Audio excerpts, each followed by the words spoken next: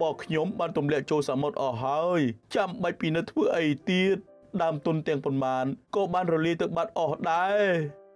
សំណាងណាស់ការងអង្គរបស់ខ្ញុំទាំងអស់នៅដដែលគ្រាន់តែសើមខ្លះខ្ញុំហាលឲ្យស្ងួតនៅសល់ប៉ុណ្ណឹងក៏ជាសំណាងណាស់ពេកហើយមិនយល់សោះមិនក៏គាត់រៀបឲ្យបានបែបនេះអញ្ចឹងពិតដូចជាគេថាមនុស្សគិតមិនដូចទេវតាគិតព្រោះតែការគិតគំនិតលុបលុនល្ងងខ្លៅរបស់ប្រពន្ធខ្ញុំ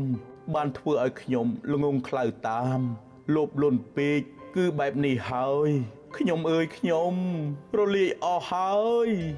កុំបាត់ផ្លូវខ្លួនឯងដោយមិនព្រមរៀនសូត្រពីអ្នកដទៃក៏ព្រោះតែអំនួតជីវិតគឺជាការរៀនសូត្រជារៀងរហូតរបរការងារជួញដូរអាជីវកម្មយើងពុំគួរសម្លឹងឃើញតែប្រយោជន៍ផ្ទាល់ខ្លួនហើយទម្លាក់បញ្ហាទៅលើអ្នកដទៃនោះទេព្រោះចេតនាដែលចង់ផ្ចាញ់អ្នកដទៃ